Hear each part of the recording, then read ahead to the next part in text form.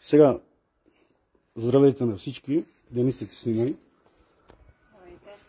Заповядайте и вътре да не сме вънка, но всички нямам толкова места да ви посрещна изведнъж. Няма проблем. Къде да го настаним в две зали? Ще стоим прави. Сте наказани, ще стоите прави. Няма нищо бе. Заповядайте, дойдете да видим кой за какво е дошло, да се представите. Заповядайте и тук първо отдолу, освен ще дръпна някакви столове, да може да... Ще стоим прави, не е това. Да видим кой какво ще иска, как ще иска.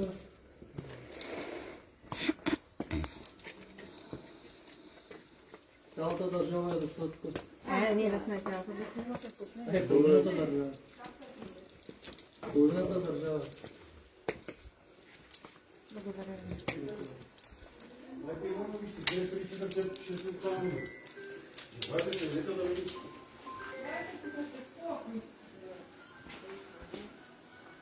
Сега, аз искам да знам кой за какво е дошъл.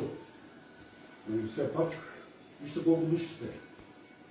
Разбрах, че вие сте служител на изпълнителна агенция, вие, госпожо. От икономическа полиция. От икономическа полиция, вие.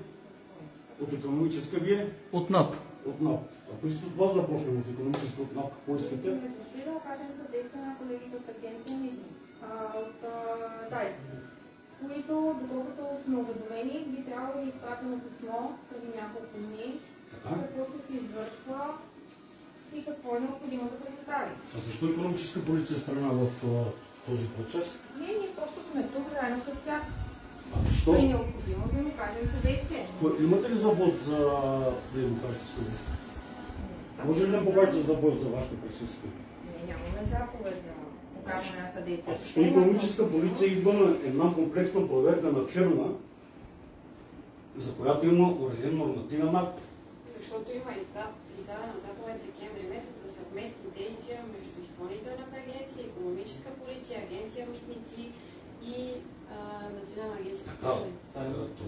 Този обхват на проверката не може да включва проверка в предприятие. Значи икономическа полиция има, само да уведомя, има над 3000 микробуса, които пътуват незаконно. И като браншова организация сме искали, ние сме искали като превозвачи тези екипи съвместно да направите контрол. И сме направили график, изчисление. Към 800 милиона на година са вредите за фикса. Разбирате ли за какво става? Сигурно сте прав. Аз инвестирам 10 милиона за нови автобуси, плащам редовно данъци и ето вижте, колегата от НАП, вие за какво сте? Проверка с колегите по данъчно осигурително законодателство, по нашата си сфера. Оперативен контрол, ви сте какво сте? Фискален контрол. Фискален контрол. Добре, вие какво искате от нас, като фискален контрол? Ще искам да проверим определени документи, да видим кажете какво искате. Да се извършват, да се разплащания. Значи тези неща не знаят, че не можете такава фискален контрол да ги извършите и така накрая. Трябва да наводомите какво искате да ви приготвим. Все пак сме отпускарски сезон. Но ако искате нещо конкретно, ще ви дадем с каквото разполагаме.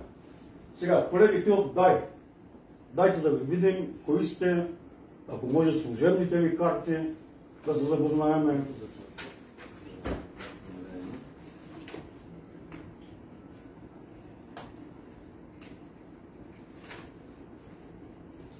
Добре. Добре. Сигурно с тебе се познаваме. Добре.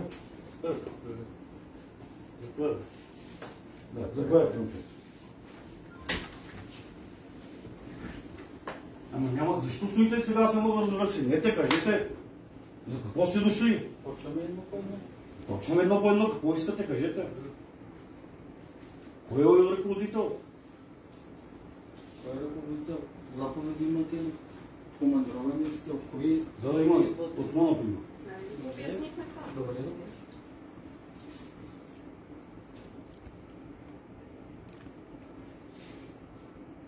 Така.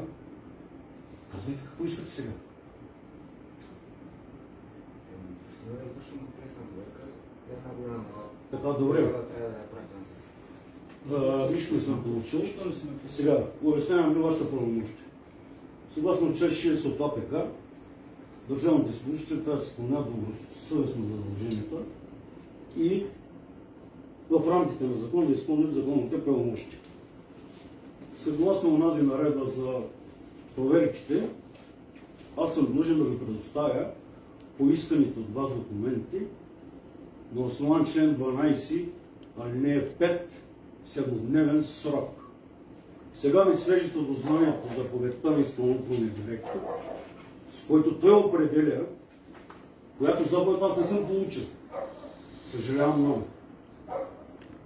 И нямам подготовка да го посрещна за тази проверка. Моля да изпълните разпореждането на закона,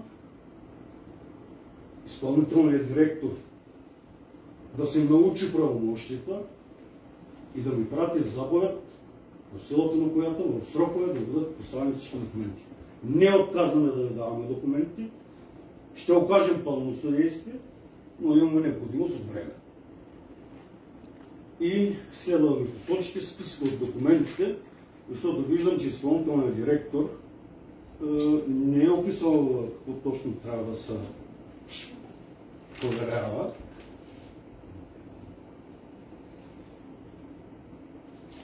И така, не възразявам.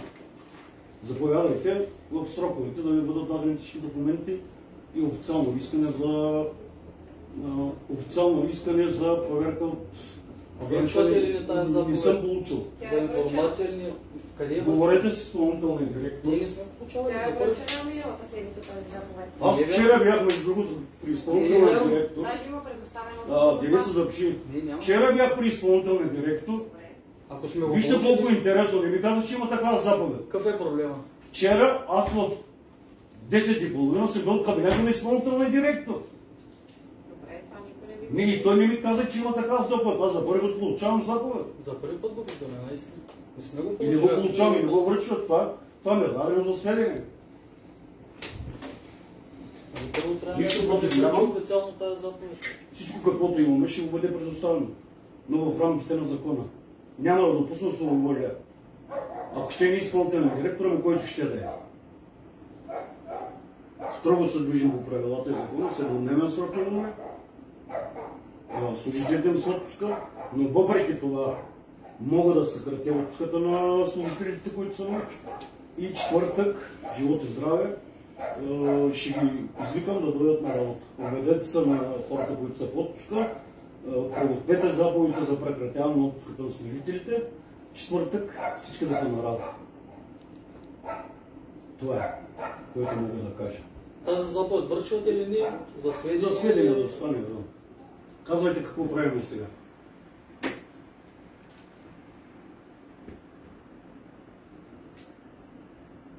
Но ако не знаете какво правите, защо са дошли? Само секунда, колегата разговаря в момента по телефона с директория. Ама вижте сега, той му се разговаря с директор, каквото си иска. Аз казвам моето становище. Добре, ние го чухме. Има ли някакъв проблем? Няма никакъв проблем. Разбира се. Значи, устните заповеди, нали знаете, са до някъде. И вие като служители много добре знаете, че заповеди, които са незаконосъобразни, вие като държавни служители не трябва да ги изпълнявате. А само служителите на тази мисля, че познавате тази наредба и знаете, че срока е 7-дневен, нали така?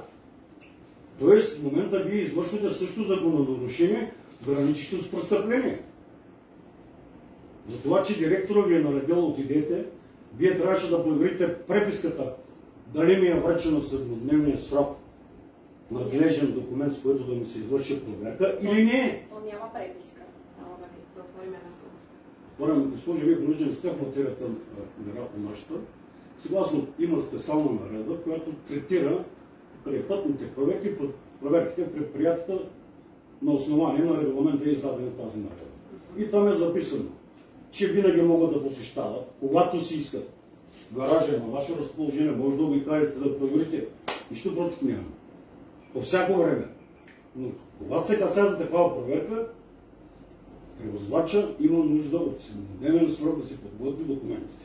Абсолютно съм съгласна с това, което казвате. Казвам просто, че на вас ви е връчен Нищо не ми е връчено. Ето вижте какво ми е връчено.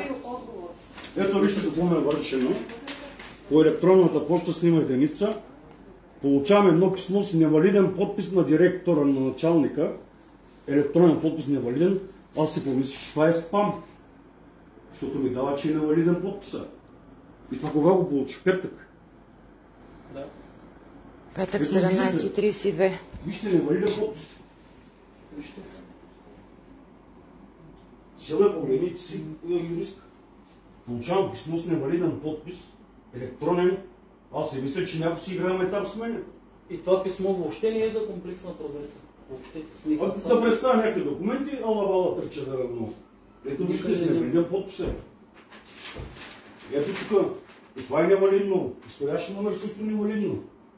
Най-вероятно някой си играем там с мен. Това е несериозна работа.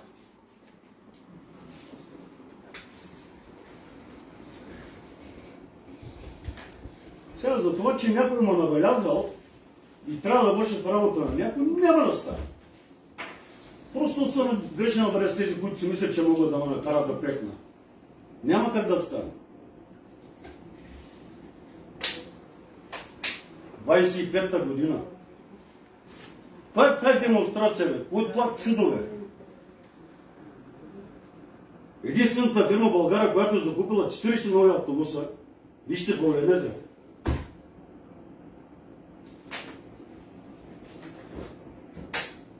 Защо? Защото прече на една фирма в България, която иска да вземе цяла България. Свършихме ли? Нещо ще кажете ли?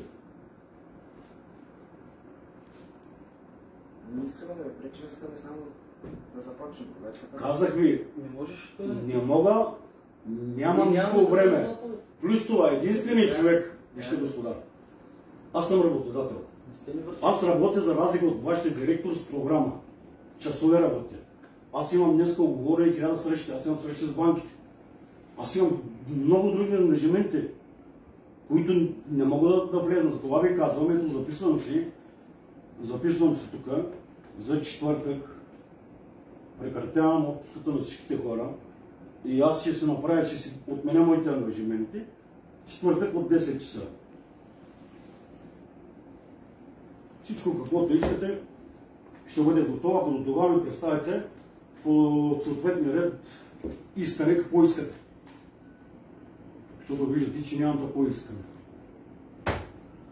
Така заповед за комплексна проверка нито сме виждали, нито сме получавали, нито по някакъв начин сме никога. Наистина, никога. Тази заповед за първи път я виждам. Не сме я виждали, не сме я получавали. Сега повече няма да коментираме, приключваме деница. Уведомлението е за съвсем друго. После го трябваше последен пак.